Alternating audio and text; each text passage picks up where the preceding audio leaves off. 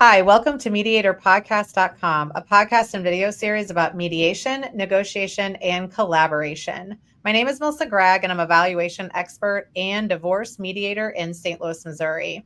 Today, we're talking about premarital agreements and protecting your assets before your second marriage or really any marriage with Susan Myres.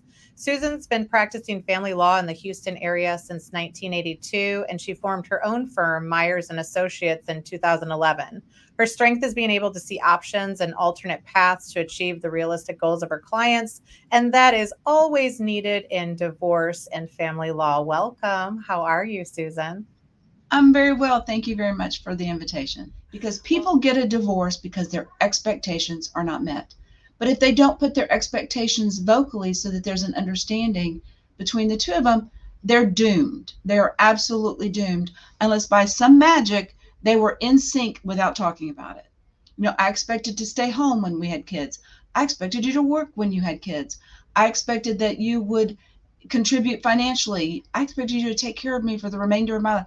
All of those expectations, if not spoken, are going to cause problems. So you know where you live, you know what your expectations are.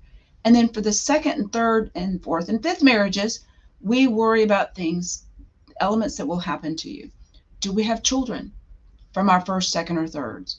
Do we need to worry about that? Do I have a lot of debt that I'm bringing into a marriage? Not just the assets you need to worry about. Do I have debt related to it? Do I have streams of income? Am I going to lose an alimony stream from a prior marriage because I'm going to marry second or third time? There's really unlimited things that each couple need to look at.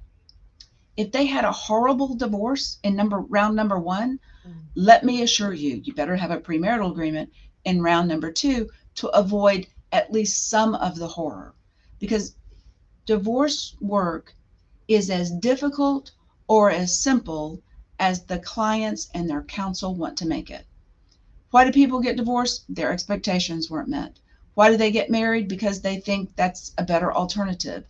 And we're finding that the marriage rate went down, the difficulties continue, but the divorce rate really is about the same. It looks like it's lower, but it's only because the marriage rate's lower. And where we're seeing more divorces are the mature couples. Those mature couples may be on their second or third. This afternoon, I've got an arbitration with a mature couple.